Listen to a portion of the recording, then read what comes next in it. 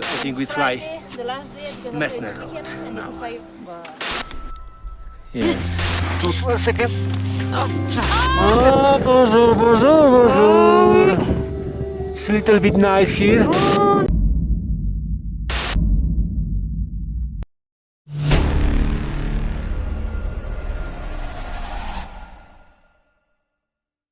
(7.280 metri), Nanga Parbat, nona montagna più alta del pianeta, un crepaccio, una fessura che si forma tra i ghiacci perenni ma in costante movimento, un buco nero a volte profondo decine e decine di metri. È lì che riposa il protagonista di questo racconto, un buco nero che il protagonista non ha potuto evitare a pochissime ore dalla realizzazione del suo sogno, che lo tenne impegnato per tantissimi anni, lontano, mesi e mesi da casa, dai suoi affetti personali, a volte restando solo per molte settimane. Un buco nero è un paradosso enorme come le montagne, un paradosso in grado di mettere trionfo, primato e morte così vicini, a pochissime ore di distanza. Sembrerebbe una storia triste, è una storia triste dal finale amaro, questa lo è, ma quella di Chapkins, così veniva soprannominato il protagonista di questa storia, per via della sua abitudine di indossare sempre un cappello, è anche un grande racconto di rinascita, prima di terminare in quel buco nero, una storia che ha toccato il punto più basso e cupo della vita, per riuscire poi a risalire sino ad accarezzare gli 8.126 metri del Nanga Parbat, per la prima storica ascensione dalla parete nord-ovest in invernale e in stile alpino, quel Nanga Parbat dove oggi, in quel buco nero, riposa il suo ultimo fedele guardiano. Tomasz Magiericz è nato a Dialusin il 13 gennaio 1975. Tomek, per gli amici, trascorre un'infanzia felice insieme ai nonni, uno dei periodi più belli per la vita dello scalatore polacco. Dopo questa prima fase si trasferisce con i genitori e la sorella maggiore nella città industriale di Częstochowa, dove frequenta il liceo. In questo periodo però la sua vita prende una piega diversa. Per lui, ragazzo di campagna, inserirsi nel contesto della città risulta difficile, come difficile il rapporto con il padre, dedito più all'alcol che ai doveri e all'armonia familiare. Tomek inizia così a rifugiarsi in se stesso, sprofondando nella depressione e nella solitudine. Siamo negli anni 90, dove la Polonia vive un profondo cambiamento sociale e dove il nuovo corso storico va di pari passo anche con i nuovi usi e costumi, tra cui quello del consumo di droga. Droga che in Polonia arriva però di bassa qualità e rapidamente i mercati si riempiono man mano di sostanze composte, un mix di solventi ed estratti del papavero. Un surrogato dell'eroina con effetti ancora più devastanti della stessa. L'immagine di un drogato che gira adesso nei media è differente, ma la verità è che molto spesso quelle sono persone straordinariamente sensibili, ti fanno sentire dei loro, li conosci, ti metti a chiacchierare, provi quello che ti offrono e ti ci trovi dentro fino al collo. Ti sembra di essere felice mentre in realtà stai sprofondando sempre di più e alla fine ti trovi ad essere un estraneo degenerato.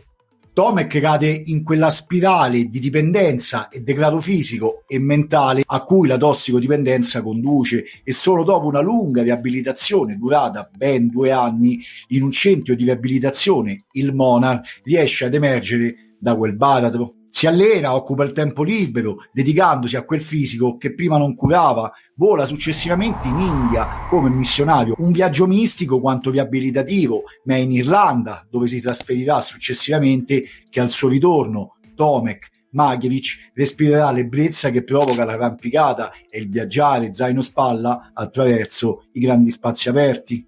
In sordina, senza clamore e dando fondo ai pochi soldi racimolati, Tomek in breve mette a curriculum la salita sul 7000 Kantengri, la montagna più alta del Kazakistan, e ancora prima, insieme a Marek Klonowski, riesce a raggiungere in pieno stile pionieristico e dopo una spedizione durata 40 giorni attraverso il lungo ghiacciaio la vetta più alta del Canada, il celebre Mount Logan. Quella di Tomek è una storia di rinuncia verso la vita e di solitudine, di assuefazione ma anche di liberazione, di ricerca della verità e di lotta contro il proprio ego, di una siringa infilata nel braccio quanto di una becca della picozza nel ghiaccio su cui aggrapparsi con tutte le forze per restare legato, appeso a quella vita che prima lentamente ma inesorabilmente stava abbandonando. AEZ, bianco e nero, opposti che forse persino si attraggono. Per molti oggi l'alpinismo è ricerca di adrenalina, o almeno così oggi in molti lo vedono o lo vendono, e per molti Tomek sostituì l'adrenalina della droga con quella della montagna estrema.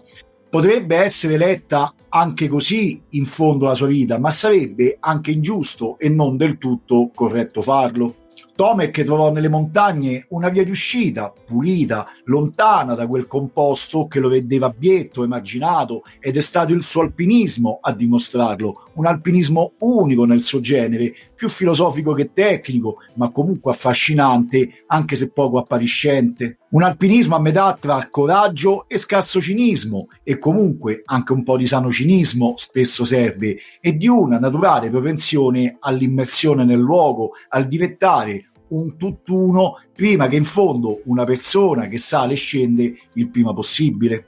Il rapporto tra Tomek e la montagna aveva qualcosa di viscerale, di intimo, profondo, rappresentava la ricerca di un modo per sentirsi di nuovo vivo, per ritrovare nell'ascesa, lì a quote così alte, dove l'aria si fa sempre, metro dopo metro, più sottile, il significato più profondo della propria esistenza, quella che nel suo passato aveva allontanato e persino ripudiato.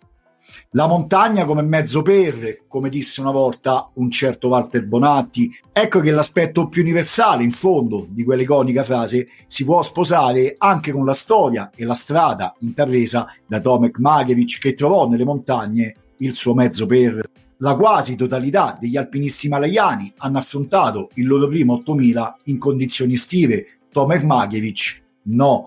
Tomek esordì sui giganti himalayani subito in condizioni invernali e lo fece lì, sul Nanga Parbat, grazie a un permesso che in inverno costava poco, $300 contro i 10.000 estivi. E di quel Nanga Parbat Tomek Magevič si innamorò follemente. Eccolo tornare ancora, come spesso è accaduto nei video di questo canale, il ribadire che nonostante tutti danno sempre o solo maggior risalto all'Everest, perché l'Everest in fondo è il più alto, che al contrario il Nanga Parbat non è mai stato un 8000 come gli altri, e sono le sue storie che si sono avvicendate su quei versanti a determinare questo. E quella di Tomek è stata una tra le ultime, lì alla fine di un ciclo, quello della grande epopea himalayana iniziata oltre un secolo prima, proprio lì sul Nanga Parbat. A confermarlo ancora una volta le ultime pagine di quel lungo, drammatico, straordinario racconto.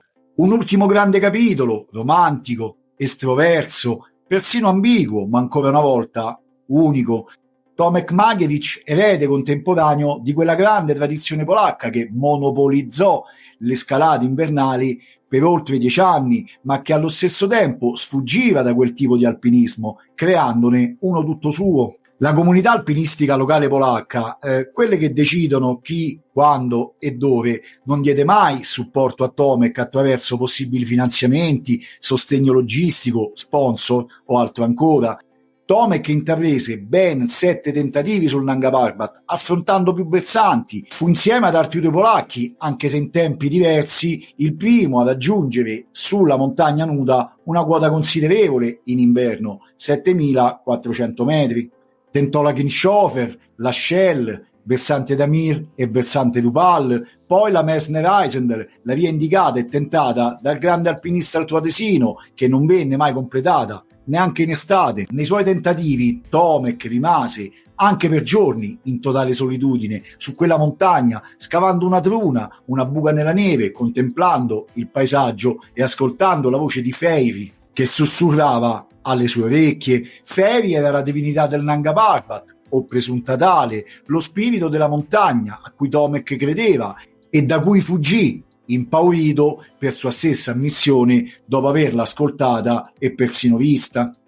Un approccio particolare, quello di Tomek, che credeva che fosse lo spirito a dare sostegno al corpo prima che il cibo. Si può anche pensare, senza nasconderci dietro ipocriti o sommari racconti di facciata, volti solo ad enfatizzare eccessivamente il personaggio, che in qualche modo quel passato turbolento abbia, come possiamo dire, lasciato il segno nell'alpinista polacco, e che quel passato abbia condizionato la sua visione o il suo modo di porsi con la montagna.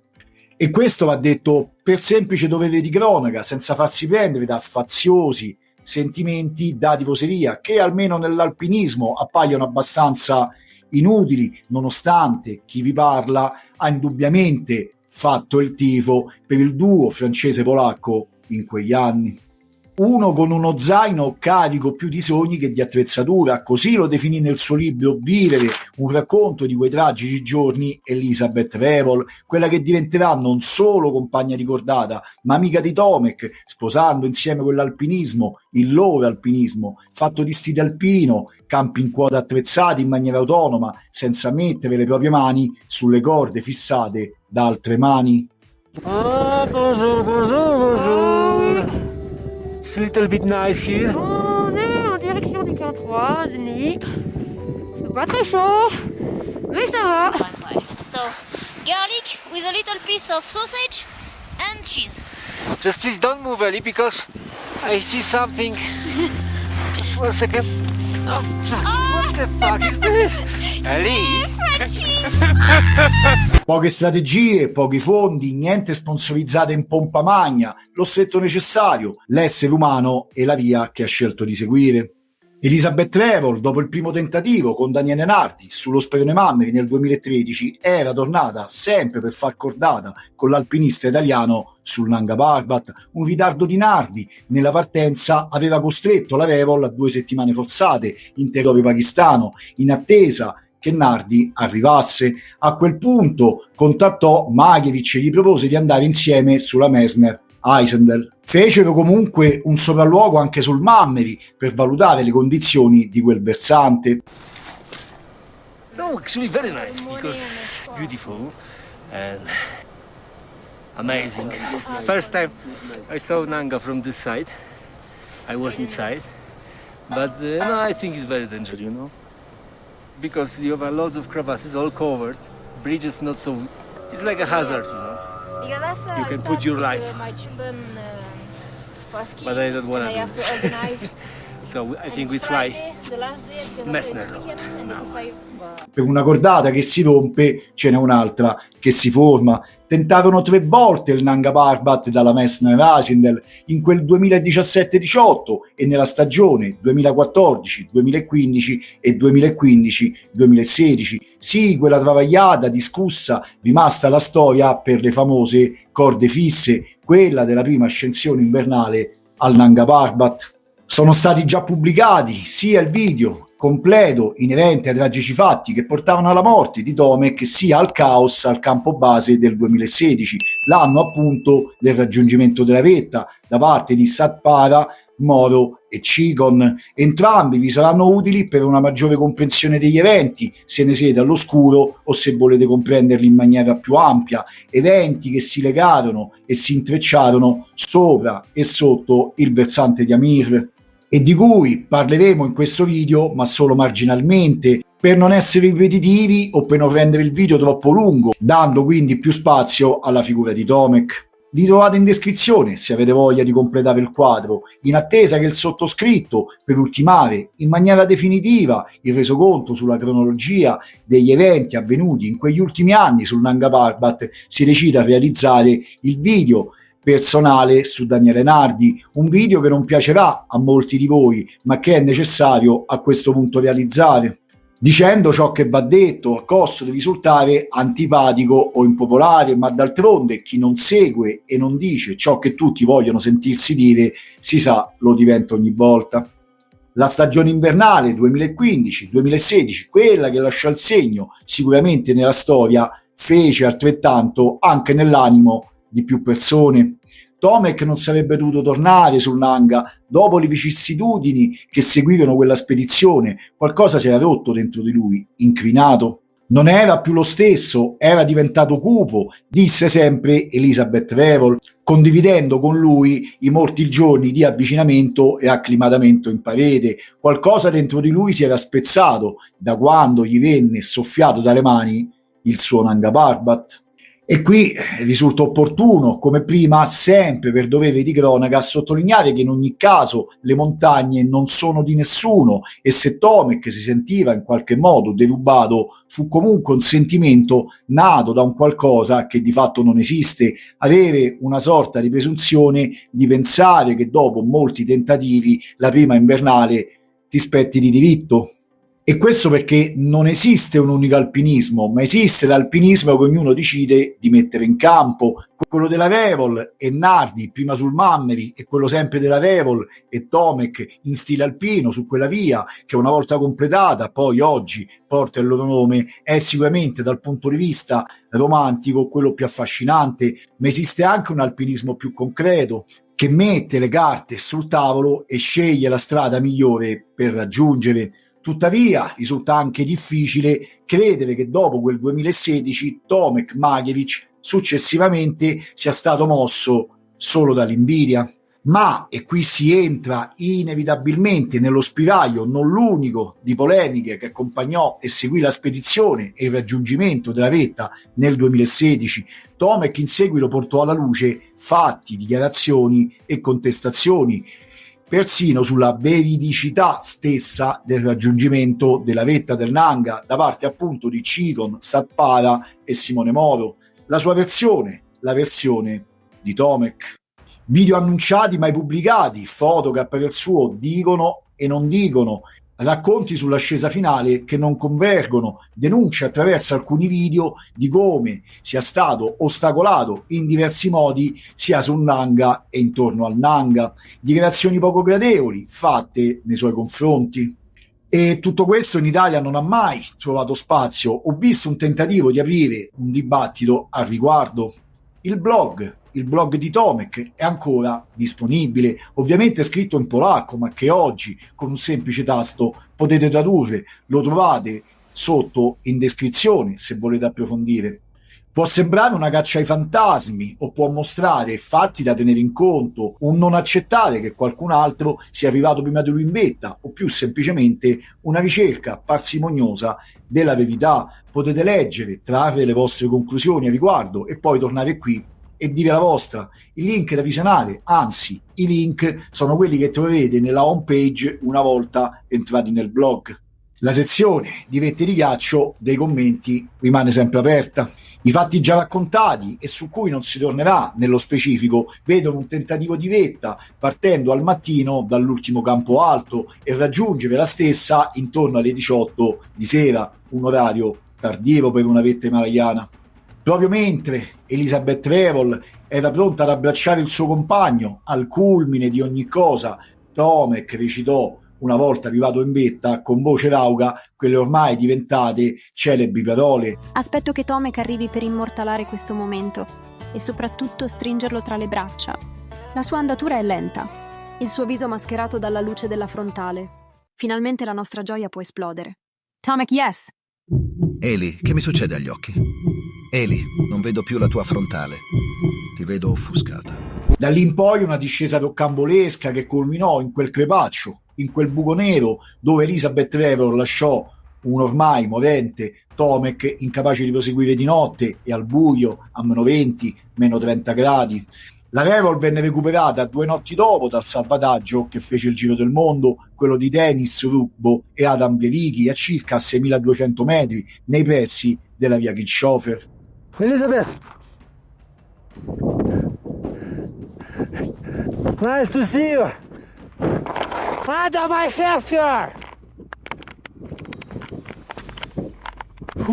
Qualcuno all'indomani di quegli eventi, anzi in molti, misero in dubbio anche il raggiungimento del Nanga da parte della Revol e di Tomek. Non ci sono prove esaustive al riguardo. Sta ad ognuno di noi credere o meno, ma il credere si basa sulla fiducia, un sentimento nobile sicuramente, ma in fondo sterile. Provare a dedurre attraverso la logica proietta la visione delle cose probabilmente, non sicuramente, più vicino alla verità.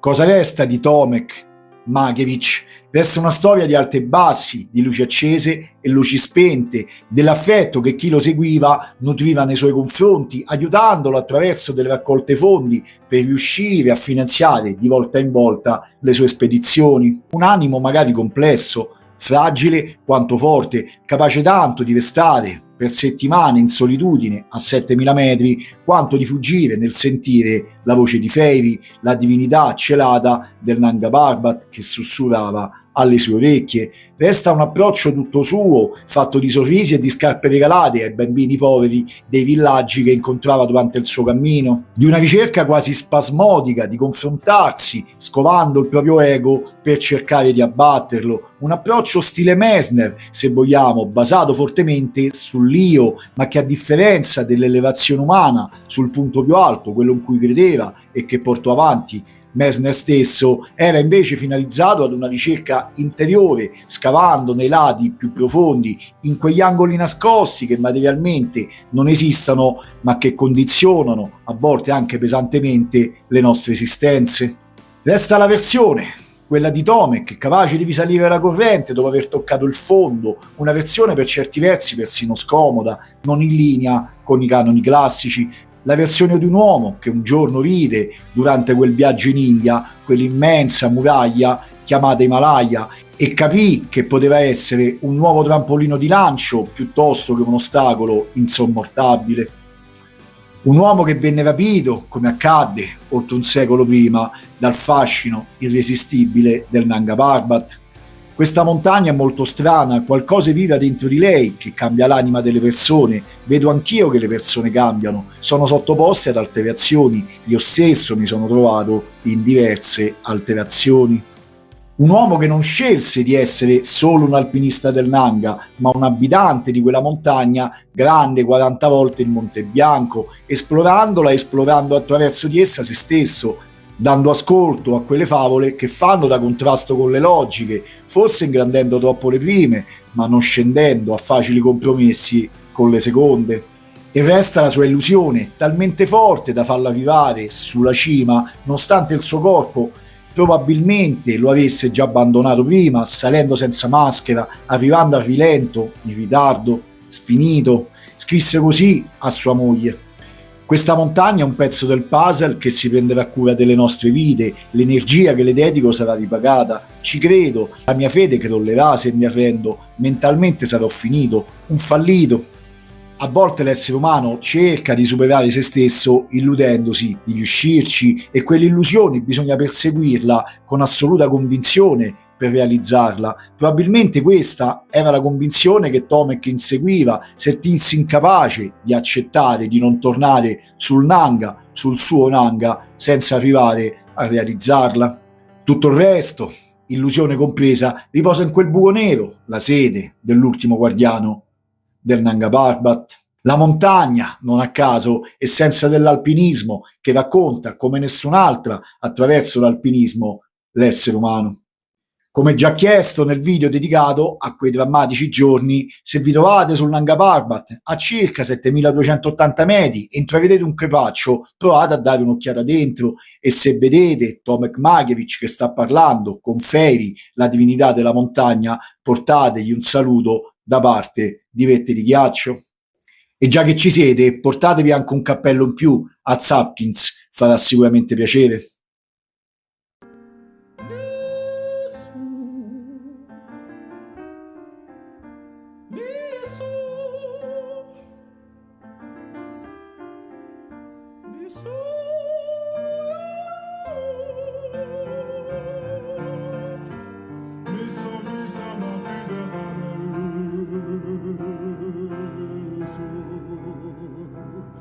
It is so beautiful, lovely. Wow. It's quite a shame that I don't understand it. Do you not judge me?